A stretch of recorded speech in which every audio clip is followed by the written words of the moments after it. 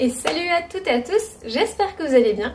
Je vous retrouve après un petit moment auquel j'ai pas filmé, enfin vous avez eu des vidéos parce que je les avais programmées, mais là je reviens tout juste de vacances. Ceux qui m'ont suivi sur Instagram ont vu pas mal de stories puisque j'aime bien me partager, mais du coup quand je pars en vacances, quelques belles images, enfin voilà, et j'ai eu beaucoup de questions autour de ce voyage que j'ai fait, donc je me suis dit que j'allais vous y répondre dans un vlog, partager plein de petites choses variées. Voilà, vous m'avez dit que vous étiez enthousiaste à l'idée, donc je me suis dit pourquoi pas prendre ce temps-là. Je vous mettrai toutes les bonnes adresses que j'ai gardées, les infos en barre d'informations comme d'habitude. Comme ça, si ça peut vous être utile, et bien du coup vous retrouverez tout ici. Et bien en fait, une des questions qui est revenue le plus, c'est combien de jours je suis partie. Ensuite, bien le budget, les différents tours que j'ai fait, enfin quel était le parcours et comment j'ai fait aussi pour voyager en sac à dos, parce qu'en fait je suis partie du coup 2 semaines. Exactement 15 jours en fait, mais bon il y avait un jour de transport pour le retour. Un sac à dos de cette taille là. Voilà, alors j'aime beaucoup voyager moi en sac à dos, c'est le mode de voyage que je préfère parce que je trouve qu'on est très mobile. Enfin moi j'aime bien bouger d'un endroit à l'autre et contrairement à une valise que l'on traîne, enfin voilà là, on a tout sur le dos. On peut même profiter d'une journée quand même pour faire des choses sans avoir à se trimballer des bagages énormes, donc je trouve ça chouette. Après c'était la première fois que je partais si longtemps avec un si petit bagage quand même. Donc c'était un peu contraignant de sélectionner quelles étaient les affaires prioritaires à prendre. Donc voilà, je suis partie 15 jours exactement. D'abord 5 jours à Londres et 10 jours en Irlande du Nord. Donc c'était indispensable d'avoir dans le sac à dos le strict nécessaire, dont la première chose qui était le kawaii. Ce qui est chouette avec... donc là c'est un kawaii que moi j'ai trouvé sur Vinted. Et ce qui est chouette, c'est que ça tient dans une poche, vraiment, c'est trop chouette. Le motif est sympa, on me perd pas avec ça en pleine nature, parce que du coup il est tout fleuri et coloré. Et ça c'était vraiment la première chose à faire. Ensuite j'ai vraiment pris le strict nécessaire que en fait j'ai renouvelé, c'est-à-dire que j'ai pas pris beaucoup d'affaires. Je crois que j'avais pris 5 t-shirts, un jogging, une paire de baskets sur moi, un jean sur moi. Et en fait là-bas, j'ai lavé sur place et en fait c'est hyper simple, que ce soit, même si vous êtes perdu en Irlande du Nord, bon à Londres c'est très simple évidemment, mais même en Irlande du Nord vous trouvez facilement à laver votre linge et à le faire sécher. On avait pris en plus, on avait acheté à l'avance des petites tablettes solides, le chat, pour faire la lessive, parce que parfois on était dans des Airbnb qui proposaient d'avoir une machine à laver. On s'était dit qu'on allait même le faire sécher sur place, sauf qu'en fait avec l'humidité qu'il y a là-bas, c'était pas terrible, donc souvent on allait à la lavomatique se servir juste du coup du sèche-linge. Ça coûte quelques livres et derrière du coup vous voyagez hyper léger. Bon c'est toujours les mêmes habits que vous en mettez, mais peu importe. Et voilà, c'est hyper simple de ça. Bon, d'un point de vue, donc ça c'est habits, derrière qu'est-ce que j'avais pris d'autre? Quelques médicaments au cas où, mais pas non plus grand chose. Cosmétiques, mais c'était le strict nécessaire, minimum, un shampoing solide, si jamais il n'y avait pas de savon avec lequel je pouvais me laver aussi. Il était très doux. J'ai mis mes cosmétiques dans des petits contenants, mais vraiment pas énormes. Et voilà, et du coup finalement ça s'est très bien passé. Maintenant quel est le parcours qu'on a fait? Du coup on a commencé par 5 jours à Londres. On m'a aussi posé pas mal de questions sur le budget, donc je vais vous y répondre aussi. Alors c'est vraiment pas les pays les plus bon marché que j'ai pu faire. C'est parmi les pays les plus chers, la vie est très chère sur place. Après on m'a demandé au niveau de l'avion, il peut y avoir des allers-retours par contre pas très cher en avion avec des compagnies low cost. Par exemple je sais que de Nîmes à Londres ils font des allers-retours autour, si vous y prenez un peu à l'avance, autour de 30-35 €, donc ça c'est vraiment très peu cher. Après pour ceux qui sont du nord vous pouvez traverser du coup par d'autres moyens que l'avion, donc si vous avez plus de temps aussi voilà, ça peut être très sympa à faire. Et ensuite, de Londres en Irlande du Nord, on est allé de Londres à Belfast en avion également. Et là, c'est pareil, niveau prix, vraiment très peu cher. Par contre, sur place, la vie est très chère. C'est-à-dire que pour se loger, nous on était 3 adultes.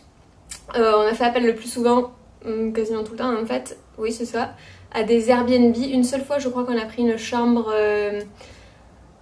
sur Booking il me semble, mais c'était ah oui c'était parce qu'on devait repartir de l'aéroport très excentré à Londres très tôt le matin pour l'Irlande du Nord, donc c'était le plus simple. Et donc niveau budget, le logement c'est cher, avec 3 adultes on était autour de 100 € la nuit. Alors parfois à 80, mais parfois on est allé à 110, donc c'est quand même un budget conséquent au niveau de l'hébergement. Au niveau de la restauration, on mange très facilement dans des pubs. Pour cette fois-ci, c'est une assiette moyenne, un peu comme on pourrait avoir en France dans des petits restaurants, c'est-à-dire autour de je sais pas, 15 €, vous avez un gros plat. Voilà, moi c'était au début ça me faisait un peu, je m'étais dit bon, pendant 15 jours je vais pas très bien manger, puisque bon, c'est pas j'avais pas forcément d'espérance de ce côté-là. On n'a pas trop mal mangé, il y a aussi beaucoup de restaurants du monde, notamment à Londres, beaucoup de restaurants indiens qui sont délicieux. Là par contre j'ai mangé parmi les meilleurs restaurants indiens, des fish and chips, je vous en avais partagé sur Instagram l'adresse qui était super, avec des patates douces en frites. C'était, je crois qu'on pouvait choisir le poisson qu'on voulait, donc c'était hyper bon, mais bon, je ne voyais pas manger ça pendant 15 jours. Et parfois, quand on était du coup cette fois-ci dans des hébergements en Irlande du Nord, on avait parfois pour 100 € la nuit un petit cottage rien que pour nous trois. Donc 100 € c'était à se partager à 3 évidemment, hein. On a fait pour ça un Tricount, ça c'est une appli hyper chouette si jamais vous voyagez à plusieurs. Vous pouvez mettre dedans vos dépenses, et du coup ça permet de, quand vous par exemple mangez au restaurant, de ne pas diviser chaque fois en 3. Et du coup là une personne prend et derrière on marque telle personne a pris ce repas là, et ensuite ça équilibre et ça fait des calculs vachement chouettes. Ça vous évite de faire vous-même vos calculs. Enfin ça dit telle personne doit tant à telle personne, et ça vous montre les équilibres. Donc hyper pratique si vous la connaissez pas encore. Moi c'est des amis qui me l'avaient fait découvrir quand on était partis en voyage ensemble, et c'est plutôt très chouette. Toujours dans le budget, appli, etc. J'avais fait la démarche juste avant de partir pour éviter les frais bancaires, parce que en Angleterre, donc on paye en livres, et en Irlande du Nord également, parce que c'est le Royaume-Uni, et donc avec ma carte bancaire, il y avait beaucoup de frais, des frais de commission, des frais quand on retire, des frais quand on paye par carte pour chaque paiement. Et donc j'avais d'abord appelé ma banque pour savoir s'il n'y avait pas une option internationale qui pouvait être prise, même si c'était un peu payant, et pour que derrière je puisse ne pas payer. Et bien ça n'existait plus, donc je me suis rapprochée des néobanques. Et c'est vrai qu'en fait moi j'adore voyager, je m'étais jamais trop renseignée sur ça, type Boursorama, etc. où en fait vous pouvez créer en ligne votre compte. Et alors faut le prévoir avant, moi ce que je conseille c'est de prévoir avant les vacances, et en fait peu importe quand, vous pouvez même le prendre dès maintenant, parce qu'en fait votre carte vous ne la payez pas, et je trouve ça trop bien, parce que du coup souvent les banques vous font payer une carte bancaire tous les ans. Là il n'y a aucun frais, ni à l'ouverture ni tout au long de votre compte. Vous pouvez faire des virements, il n'y a pas d'obligation de verser chaque mois un apport. Un virement permanent, c'est pas du tout obligatoire, vous mettez l'argent que vous voulez, et surtout vous n'avez aucun frais quand vous voyagez. Alors toutes les cartes ne sont pas équivalentes, et toutes les néobanques ne sont pas non plus équivalentes, toutes ne sont pas sans frais. Moi la mienne, alors je crois que c'est la carte ultime de chez Boursorama. Je vous mettrai le lien en barre d'infos si ça vous intéresse. Il y a tout le temps des systèmes de parrainage qui sont intéressants. Je crois qu'en ce moment, si vous ouvrez un compte avec une carte gratuite, peu importe la carte que vous choisissez. Moi j'avais choisi la carte ultime parce que pour les voyages, eh bien, il n'y avait pas de frais, et puis qu'elle était gratuite. Et je crois qu'en ce moment ça vous offre 100 € par parrainage quand vous ouvrez le compte. Vous avez, une fois que vous avez tout rentré aux coordonnées, 100 € qui sont crédités, donc je trouve ça trop chouette. Je sais pas trop comment ils arrivent à gagner au final de l'argent, certainement parce que quand les gens laissent de l'argent, ils le placent, etc. Enfin, quand on est habitué à des banques, en fait, ils nous font payer les cartes, qui derrière ont des frais quand on va à l'international. Moi ça m'a un peu changé d'avoir accès à cette offre-là, donc je me suis dit que j'allais vous la partager, ça peut être intéressant, parce que ça rajoute des frais pendant le voyage, et justement du coup moi j'étais la seule à avoir cette carte-là sur les trois, donc souvent c'est moi qui prenais les restaurants, puisqu'au final toutes les petites opérations qui leur auraient coûté des frais, moi j'en avais pas, donc ça hyper pratique. Sinon au niveau budget, on m'a demandé aussi si derrière comment je me déplaçais. À Londres on a fait tout en transport, on avait pris une carte de transport, la Oyster Card, que vous achetez au métro. Vous pouvez prendre le métro autant de fois que vous voulez. C'est assez avantageux à prendre quand vous y restez à partir de 4 à 5 jours. Même je crois que pour le week-end ça peut marcher. Et ensuite en Irlande du Nord on a loué une voiture pour faire le parcours que je vais vous présenter là. Et en fait l'Irlande du Nord est vachement accessible facilement. C'est à dire qu'on peut le traverser pour 1h45 voire 2h. Et du coup on a pu faire tous les stops que l'on souhaitait. Donc c'est plutôt très chouette. J'en avais trouvé sur un blog que je vous mettrai en dessous une Madame Oreille, je crois qui avait représenté une carte qui était accessible avec différents points, je sais pas si vous voyez. En fait vous avez la carte.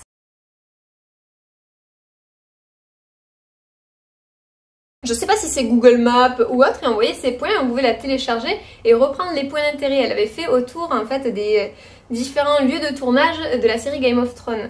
Et alors nous on avait regardé la série, on n'est pas les grands fans, on n'est pas allés là-bas pour ça, mais en fait c'est des sites qui sont très beaux, et donc on s'est dit bah, quitte à être là-bas, autant prendre certains points pour y aller. Et pour ça donc on a loué une voiture, et niveau budget de louer une voiture par contre c'est pas excessivement cher. Ça vaut le coup puisqu'en fait moi j'adore les transports en commun, je les favorise dès que possible.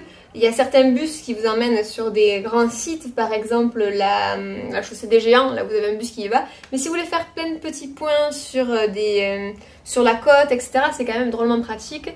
Il y a un comparateur également de locateur de voitures. Je ne me rappelle plus du nom, je vous mettrai en barre d'infos si je me rappelle, je vais essayer de le retrouver. Et en fait là pour une semaine, on va dire pour une semaine de location de voiture, on peut en avoir pour 200 €. Et ça je trouve que c'est qu'au final réparti sur le voyage, c'est pas excessivement cher, et c'est surtout très pratique puisque ça nous a permis d'aller où on voulait, de se déplacer facilement et de visiter des coins un peu reculés. Donc ça c'était vraiment très chouette. Donc voilà pour tout ce qui est budget, parcours, organisation, etc. Et maintenant les points que je retiens, que j'ai adoré. Alors Londres c'était très chouette. Au niveau des musées, il y a des musées hyper variés, que ce soit le Muséum national d'histoire naturelle qui est sublime. Déjà le bâtiment est magnifique. Les collections dedans sont superbes. Je vous avais partagé plein de stories aussi à ce sujet là. Et tous les musées à Londres, même je crois que c'est au Royaume-Uni, sont gratuits, et je trouve ça génial de pouvoir laisser accessible la culture, que ce soit aux jeunes, aux touristes, enfin à tous. Je trouve que c'est vraiment très chouette, et vous avez des systèmes de dons que l'on peut faire sur place. Par exemple au muséum, nous, il y a souvent en fait comme des grosses tire-bigres. Nous du coup on a mis quelques billets dedans, et du coup ça s'est ouvert à tous. Mais les systèmes de dons sont vachement démocratisés, je trouve, au Royaume-Uni en général. Par exemple, on en trouve à l'aéroport. Bon, j'ai absolument rien laissé à l'aéroport, c'est même un peu étrange, je trouve. Mais je trouve voilà que pour revenir au musée, au sujet, je trouve que c'est génial de laisser les musées gratuits. Donc on a énormément marché, fait beaucoup de musées, c'était trop chouette. Après, quitte à être à Londres, moi je voulais faire les studios Harry Potter, puisque je suis de la génération Harry Potter, j'ai grandi avec les livres, j'ai lu tous les livres, j'ai grandi en même temps que les personnages et les films, etc. Et c'est un univers magique que j'aime, et les studios Harry Potter, quitte à être là-bas, moi c'était quelque chose que je voulais vraiment faire. On s'est régalé, vraiment. Ça c'est pareil, c'est un budget, il faut le prévoir à l'avance. Ce que je vous conseille de faire, si jamais vous voulez les faire, c'est de réserver les places le plus tôt possible, et pour payer moins cher, on peut prendre que les places d'entrée au studio Harry Potter, et pas le tour qu'ils appellent, qui est très pratique parce qu'il vient vous chercher, vous avez un point de rendez-vous à Londres, ces studios sont à 1 heure je crois de Londres, et on vous amène sur place, etc. Mais je crois que c'est quasiment moitié prix de prendre juste l'entrée, et après se débrouiller pour y aller par ses propres moyens. C'était vraiment très chouette, ça vaut le coup, c'est un univers super, et les personnes qui y bossent sont super. Enfin, voilà. De manière générale, je trouve que ce soit au Royaume-Uni, que ce soit à Londres ou en Irlande du Nord, on est tombé en tout cas sur des super personnes, très accueillantes, très chouettes. Et ça fait plaisir. Le truc qui m'a un peu moins plu, c'était le temps. Il faisait froid, alors c'était chouette, on retrouvait un peu la fraîcheur, on repartait de 35 degrés à Montpellier, mais ça fait un choc, hein, le matin 11, 14, et puis un temps très changeant. Ça nous a pas empêché de faire les choses. En fait, il y a juste 2 jours où vraiment on a pris une sacrée pluie, où ça pleuvait en travers, où ça nous a un peu restreint nos activités, mais sinon on n'a jamais été gênés, je veux dire, par ce mauvais temps, dans le sens que ça nous a pas empêché de faire des choses, les randonnées, etc. Mais bon, voilà, c'est le hic, la gastronomie et le temps, mais bon, on peut pas tout avoir, et c'était quand même très chouette. Voilà pour Londres. L'Irlande du Nord, je vais vous partager quelques coups de cœur, et puis si jamais vous avez des questions, n'hésitez pas à les poser en commentaire. On pourra échanger aussi dessus sur Instagram, mais voilà, je vais reprendre ce qui revenait le plus. Donc les lieux, je suis arrivée à Belfast, on est resté quelques jours à Belfast, très chouette de visiter la ville. On mange très bien, il y a plein de pubs où on peut aller boire des coups, il y a de la musique en live, l'ambiance est très sympa. des marchés aussi, des murs peints. Bref, c'est chouette et puis c'est le point de départ ensuite pour aller visiter l'Irlande. Il y a un passé qui n'est pas simple avec l'Irlande. Des conflits entre cultures, entre religions. À Belfast, il y a d'ailleurs un mur qui sépare le quartier protestant du quartier chrétien. Et même dans certaines villes où on est allé, des fois il y avait une ambiance un petit peu particulière sur ces lieux pas si paisibles que ça. En fait, moi, le premier mot auquel j'ai pensé quand j'ai vu les paysages irlandais, de grands paysages très verts, vallonnés, avec des lacs, du coup les nuages qui se reflètent sur les lacs, j'ai de suite dit, c'est paisible. C'est fou comme ça, c'est apaisant, c'est quelque chose, il y a une ambiance, une atmosphère. Et ensuite, parallèlement, dans certaines villes, il y a un passé qui est lourd. Encore actuellement, il y a ce mur qui se partage quand même deux quartiers, du coup deux religions opposées à Belfast. Mais voilà, c'est quelque chose d'intéressant à voir aussi, qui se répercute forcément dans l'art de rue, etc. Et donc parfois, aussi on avait fait un musée à Belfast, à côté du jardin botanique, où il y a une super serre. Il y a un musée, alors je ne me rappelle plus du nom du musée, mais du coup un pas des gardes du musée, mais vous voyez, un des conservateurs du musée nous a parlé un petit peu, alors on n'a pas tout compris, il parle vite, avec un accent, mais quand même on a vu qu'il y avait comme ça une volonté un petit peu de raconter son histoire et d'expliquer un petit peu ces conflits-là aux touristes. Ils sont très heureux quand ils voient l'intérêt des touristes pour leur pays. Voilà, donc voilà pour Belfast. Je vais pas mettre autant sur toutes les villes, sinon ça va être difficile. Après on a monté sur la côte, donc vous retrouverez la carte que je vous mets en dessous. On s'est arrêté à Cushendall, où on avait un petit cottage sur Airbnb, trouvé là-bas hyper bien dans la nature, où on avait des œufs frais, du poulailler, c'était trop chouette. La côte était top, il y avait des lieux de tournage aussi très sympas. Après on a la Ballycastle, Portrush qui est hyper cool, un petit port avec des maisons. Ah ouais, les maisons, je ne sais pas parler des maisons. Idem, les maisons à Londres sont très belles, les maisons à Belfast aussi, avec un style victorien, vous savez, avec des fenêtres comme ça en arc de cercle, avec soit elles sont bombées et elles sont trop belles, soit ça fait un peu comme une mini... Ah, comment on appelle ça? Je l'ai dit de langue ce mot, je me rappelle plus. Bon, mais ça me reviendra pas, mais je vous mettrai la photo en tout cas pour que vous voyez ce que ça donne. Donc là, très joli, des petites maisons colorées également, très très belles. On est allé là-bas pour visiter... Alors, est-ce qu'elle est pas loin? Ah bah oui, attendez, je l'avais écrit là-dessus, hop, sur cette carte-là. Il y avait en fait, à proximité de Portrush, Dark Age, qui... C'est magnifique. Qui est en fait une allée d'arbres tortueux. Ce sont des êtres, l'arbre, l'être, qui est... Alors je sais pas de combien cette allée, de combien de mètres elle est, mais vous pouvez marcher dessous, elle est fermée à la circulation. Et ils datent, il me semble, du 18e siècle, ces arbres, donc il y en a certains énormes, que ça fait une canopée magnifique qui se croise. C'est un des lieux qui avait été connu dans la série Game of Thrones justement, et c'était trop beau d'aller là-bas. Donc c'était une des attractions, enfin des endroits où l'on voulait aller. Ensuite on s'est décalé et on logeait cette fois-ci à Derry, qui est aussi appelée Londonderry, qui est une ville aussi très riche, quand même passée, que vous devez connaître certainement. Le Bloody Sunday dans la chanson de U2 s'est déroulé, donc malheureusement le Bloody Sunday s'est déroulé à Derry. Et on sent là aussi un art de rue qui représente en fait toutes les violences qu'il y a pu avoir, le passé, donc c'est quelque chose de très riche et derrière d'identitaire aussi, puisque ça a marqué énormément le territoire évidemment. Et à côté du coup de Derry, on était à la porte d'entrée cette fois-ci, enfin on revenait, qu'est-ce qu'on a fait là-bas? Ma mince alors, j'ai loupé quelque chose en fait sur la côte. Quand on est reparti en fait de Portrush à Derry, on s'est arrêté à la Chaussée des Géants, site de l'UNESCO magnifique, où en fait vous avez un phénomène géologique fou, qui est que vous avez des colonnes énormes, magnifiques, qui forment des octogones qui sont surréalistes. Je vous mettrai une photo. Et bon, mais il y a toute une légende autour de cette chaussée des géants là qui est très chouette aussi. Je ne vais pas la raconter, mais n'hésitez pas à aller la voir sur internet, et qui a donné ce nom justement de chaussée des géants. C'est vrai que en fait vous êtes à bord de falaise, vous avez une randonnée que vous pouvez faire du haut et redescendre vers le bas, c'est ce qu'on a fait. Et donc déjà la falaise irlandaise et les côtes sont magnifiques puisque vous avez ces étendues vertes vallonnées, et puis d'un coup vous avez ces falaises qui donnent sur une mer qui est sublime d'ailleurs. Quand il fait pas gris, vous voyez que l'eau elle est vraiment très très belle. Et là en bas vous avez ces colonnes qui sont faites de pierres noires, je crois que c'est du basalte, et de différentes hauteurs et toutes quasiment similaires. Je vous ai partagé aussi des photos sur Instagram, je vous en mettrai quelques-unes.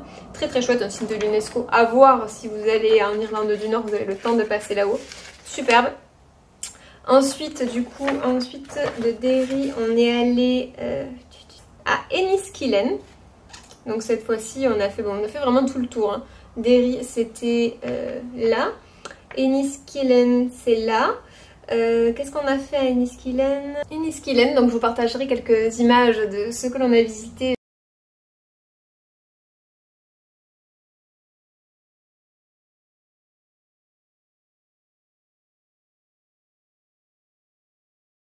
Là-bas. D'ailleurs tout au long du vlog je vais essayer de mettre parfois quelques incrustations en vidéo que j'avais pu filmer. J'espère que ça ressortira bien.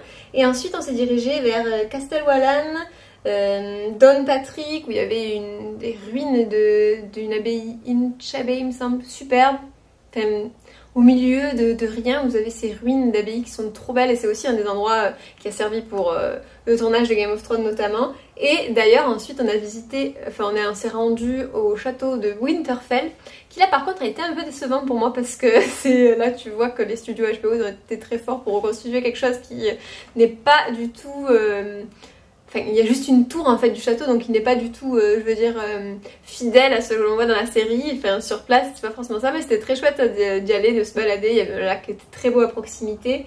Donc voilà, c'était les dernières visites que l'on avait fait. Entre temps, sur la route, je vous en ai pas parlé, mais on est allé à... Ah, comment ça s'appelait? Une forêt de London, comment ça s'appelait? Je me rappelle plus, mais je vous l'écrirai. Et cette entrée de forêt, en fait, il y avait... un passage comme une arche en fait trop jolie, des vieux arbres très très beaux. Enniskillen, ah purée je me rappelle plus.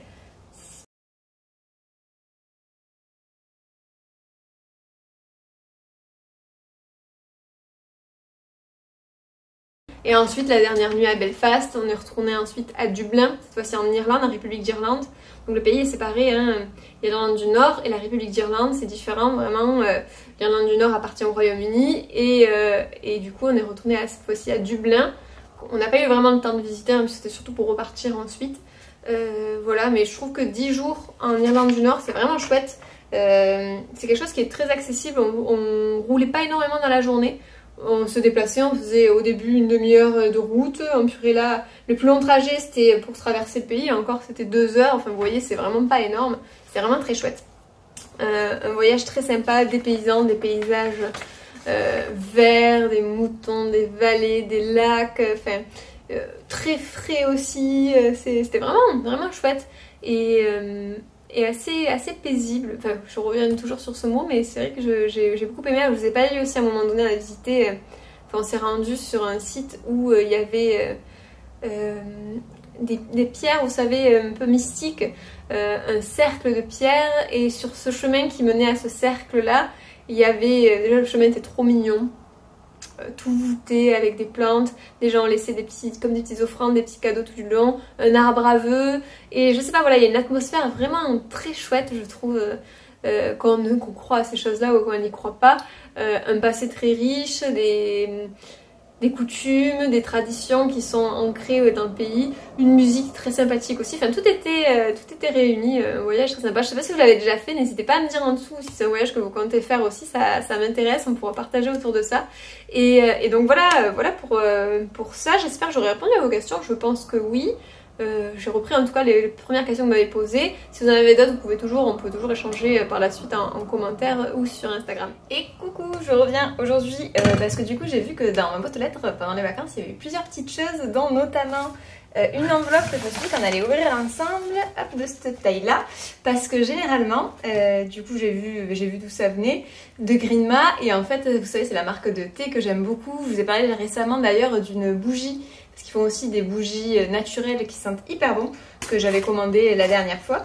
Et en fait j'avais déjà été ambassadrice pour la marque, c'est-à-dire que du coup ils choisissent pendant je crois 2 à 3 mois parmi leurs abonnés et leurs clientes. Ils font des petits appels à candidature pour être ambassadeur et tester les nouveautés. Donc il y a un groupe souvent d'une trentaine de personnes. D'ailleurs en ce moment, si jamais ça vous intéresse, je crois qu'il y a une autre session qui est ouverte. Et par la suite, quand il y a des nouveautés comme ça, ils nous envoient une petite enveloppe. Donc c'est toujours très très sympa je trouve, avec les échantillons de leurs nouveautés. Et actuellement, voilà, j'ai 2 petits échantillons que je me suis dit qu'on allait pouvoir voir ensemble. Alors ça sent, je sens un tout petit peu d'épices. Alors c'est Mama Boost. Donc on a dedans du cynorhodon, donc ça c'est les petites baies, je crois qu'on appelle ça gratte-cul par chez moi, qui poussent et qui apparemment ont de chouettes vertus. Moi je connais pas tant que ça, je sais que certains en font de la confiture. Avoir dans une infusion du maté vert, ça j'avais eu le spoil un petit moment avant sur Instagram puisque du coup je les suis. Le maté c'est quelque chose de super bon pour la santé, ils le boivent énormément en Argentine. C'est assez énergisant, ils le boivent dans des espèces de... J'aime beaucoup d'ailleurs la manière dont c'est fait parce que c'est très convivial. C'est des espèces comme ça de chope avec une paille et ils se font passer, ils s'assoient tous ensemble, ils partagent le maté. Je trouve qu'en plus derrière il y a un truc très chouette avec. Et on en retrouve très peu, en tout cas en métropole, du maté, de la menthe, du gingembre et de la cannelle. Et on le sent un petit peu. Donc je vais voir ce que ça donne. Avec, il y avait un petit papier pour justement le côté de tester en avant-première, mais je crois qu'il est disponible à maintenant le thé. J'arrive un peu après la guerre parce que du coup j'étais pas là, mais je crois que maintenant on le retrouve. Donc c'est une infusion bio énergisante. Donc recette maté vert énergisant comme je vous le disais, de longue durée, il aide notamment à rester en forme toute la journée, donc parfait. Moi, je suis un peu fatiguée là en ce moment, je pense le fait voilà, d'être revenue, d'avoir plein de choses à faire, etc. Donc un petit coup de boost c'est chouette. Cynorhodon qui a des propriétés stimulantes et anti-asthéniques, donc contre la fatigue. C'est bon à savoir, ça je ne savais pas. De la menthe nana, N-A-N-A-H, ou menthe douce pour son goût délicieux. C'est gingembre, cannelle et guarana pour booster l'énergie et la vitalité et apporter un goût épicé. Donc 100% bio toujours, Greenma, super marque. Qui du coup moi ne m'a jamais déçue. Voilà, je connaissais essentiellement leur thé et infusion depuis un petit moment. Et là du coup j'ai voulu commander la dernière fois les bougies super qualité. Ainsi je connais leur savon, j'aime beaucoup leur savon. Et donc chaque fois leurs petits échantillons se présentent comme ça. Et en fait c'est le thé en vrac, mais de là l'infusion en vrac que vous avez dedans. Donc tout aussi pour minimiser les déchets, je trouve ça super. Très sympa, ça fait une odeur. Ah, je sais pas à quoi ça me fait penser. Odeur très agréable et j'ai leur petit diffuseur en verre qui sont pareil, c'est trop pratique en fait parce que du coup vous pouvez faire infuser leur thé et leur infusion plusieurs fois. C'est vraiment des feuilles entières de très bonne qualité. Et donc en fait il suffit d'enlever l'infuseur, le mettre au frais ou voilà, le laisser égoutter et après le replonger dans votre verre ou de votre tasse et c'est parfait. Donc ça c'est hyper pratique. Allez, je vais doser. Chaque fois, on vous dit aussi comment doser en fonction sur l'emballage, en fonction du coup du temps. Donc là, par exemple, c'est une cuillère, le degré, et du coup la minute, de 8 à 10 minutes. Ah mince, j'aurais dû la faire plus tôt.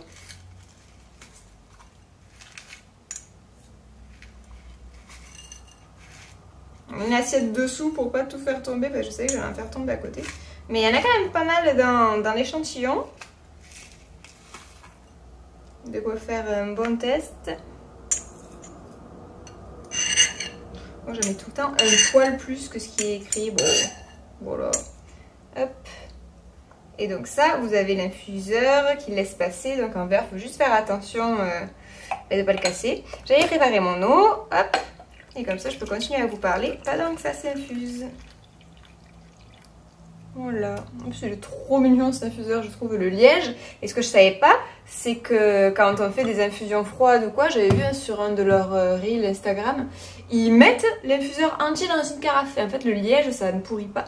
Donc, c'est une des astuces que moi, j'ai pas encore testé, mais que je ferai peut-être. Pendant que ça s'infuse, je voulais vous parler aussi, du coup, j'ai reçu de nouveaux produits. Des produits, en fait, que je connais depuis très longtemps. Donc, je vous avais parlé sur la chaîne, je pense, il y a 1 an, voire même un peu plus de ça. Qui ont fait qui ont sorti, enfin un couteau, moi je connaissais pas plus, il y a eu une déclinaison, c'est brouillé mon discours, il y a eu une déclinaison d'une gamme que j'aime beaucoup, dont je vous avais parlé de chez Sanoflore, qui est l'Aqua Merveilleuse que moi j'utilise depuis très longtemps, qui est un peeling botanique qui en fait a des extraits naturels très intéressants dedans. Donc c'est des extraits bio toujours, donc c'est labellisé bio, EcoCert. Cette gamme également est vegan et il est très efficace en fait. Je m'en sers moi le soir pour à la toute fin de mon nettoyage du visage pour débarrasser vraiment les impuretés de la peau. Et ils disent peeling botanique mais c'est pas du tout aussi un peeling, ça fait penser un peu à un gommage, etc.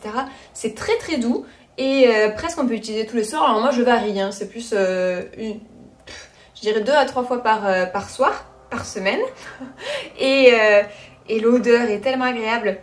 Il sent vraiment, il y a tout un mélange chez Sanoflore, de toute façon dans toute leur gamme, il y a un mélange olfactif tellement agréable et qui est naturel. Et donc dedans il y a des extraits de mélisse bio et un autre extrait naturel. Voilà, c'était écrit dessus en fait. Il y a donc des extraits de mélisse et de bourgeons de hêtre bio, donc les arbres.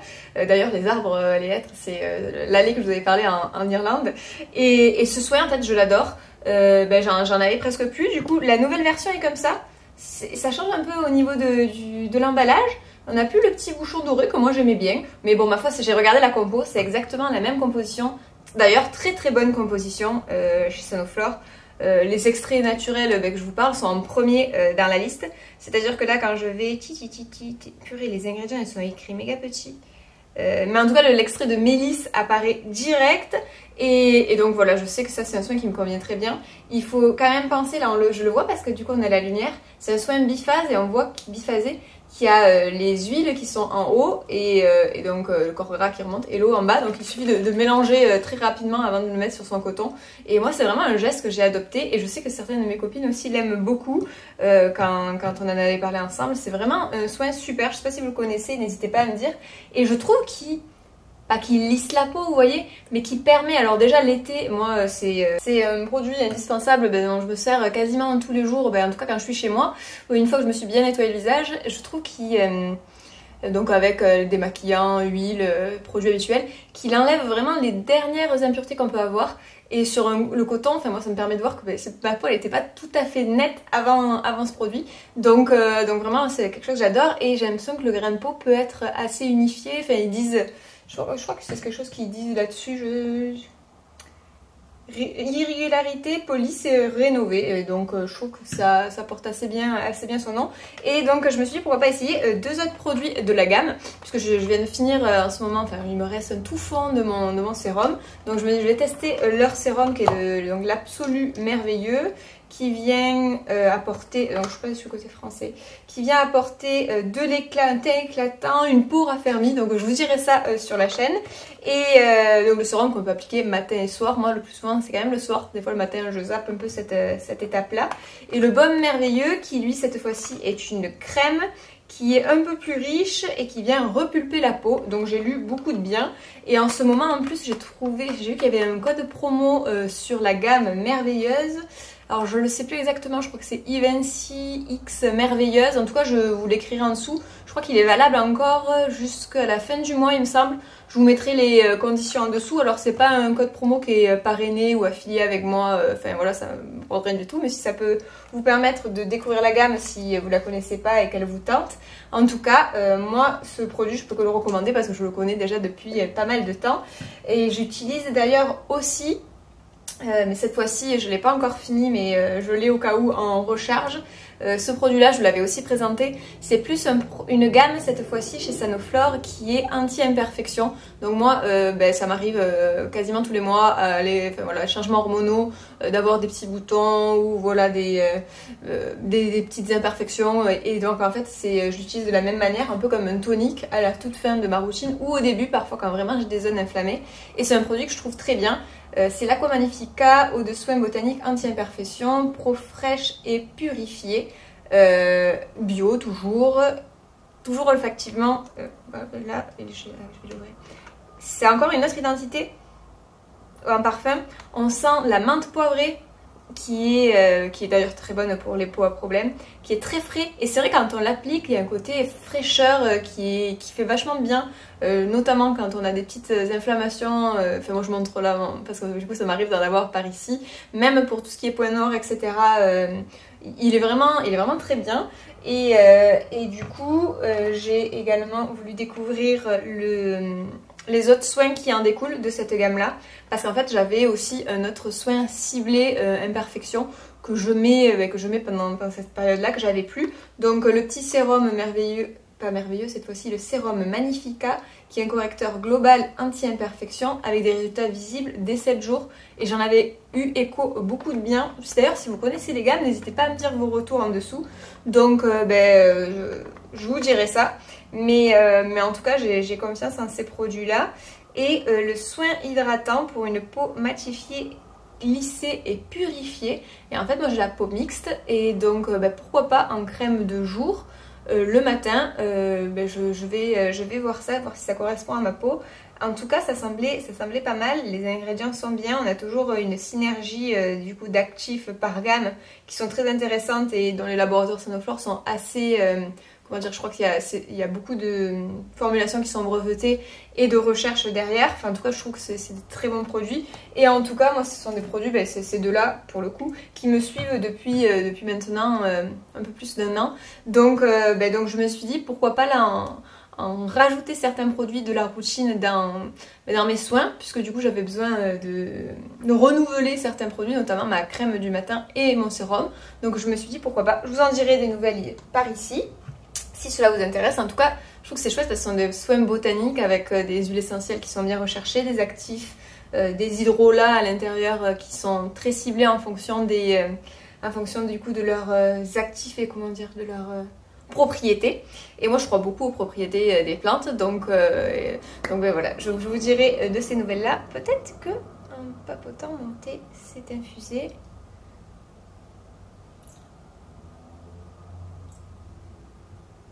Je dis thé, mais du coup c'est du maté, on est sur plus une infusion.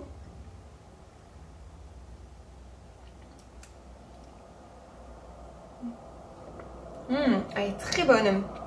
Je pense qu'il faut le laisser encore quelques minutes. Je sais pas ça fait combien de minutes que je parle. J'avais regardé pourtant. Mais c'est de 8 à 10 minutes. Je pense que je vais le laisser 10 minutes encore un peu. Enfin, jusqu'à la fin des 10 minutes. Peut-être rajouter encore 2 minutes. Mais déjà, la cannelle n'est pas trop forte. Parce que moi, quand la cannelle est trop dosée, c'est pas quelque chose que j'aime. Là, on a un côté très frais. Le côté menthe aussi est très intéressant dedans. Et le maté, alors je me rappelle pas vraiment, enfin le maté quand il est pur il a un goût fort, mais là je trouve qu'elle est très agréable à boire et je pense tout au long de la journée. Elle doit être très bonne à boire, froide aussi, elle doit être super bonne. Fraîche comme ça dans une gourde pour nous suivre toute la journée. Belle découverte, je vous en redirai des nouvelles au fur et à mesure du coup que je la découvrirai, que je la testerai un peu mieux. Mais en tout cas, très sympa. Voilà pour ce petit partage de vlog. J'espère que ça vous aura plu, que vous aurez passé un bon moment. Et puis voilà, je vous dis à la prochaine. Je pense que je reviendrai vous parler de plantes, puisque pendant les vacances, j'ai eu une attaque de trips, mais une grosse attaque de trips. Je vous ai partagé une photo de la dernière feuille du ficus. Je vous la remets là. C'est pas terrible. J'ai certaines feuilles de mon bégonia aussi qui sont tombées, puisque du coup feuilles assez fragiles, donc pas mal de dégâts. Pendant 15 jours du coup j'ai pas pu vérifier tout ça. Ma mère est venue arroser pour pas que mes plantes se dessèchent. J'avais des zoyas, etc. Elle est venue remplir certains zoyas, mais j'ai certaines plantes qui n'ont pas aimé l'arrosage, notamment celle-ci. Je suis trop triste, ma peperomia qui allait bien, qui avait plein de pousses. Donc c'était la peperomia prostata. Et quand je suis revenue du coup en début de semaine là, je suis revenue mardi, ma mère était venue il y a plus de 7 jours avant, arroser au milieu de mes vacances, et le terreau était encore humide, donc je pense qu'elle avait voulu bien arroser, et bien elle n'a pas aimé. Donc quelques pertes niveau plantes, quelques attaques, mais même des pilea qui font la tête. Donc je pense qu'il va falloir que je fasse à la rentrée des sauvetages d'attaque, donc je vous partagerai ça. Voilà, mais en même temps je vous laisse parce que sinon la vidéo va être très longue. N'hésitez pas à mettre un petit j'aime bien sûr si vous avez passé un bon moment, à vous abonner si vous n'êtes pas encore abonné, et je vous dis à la prochaine.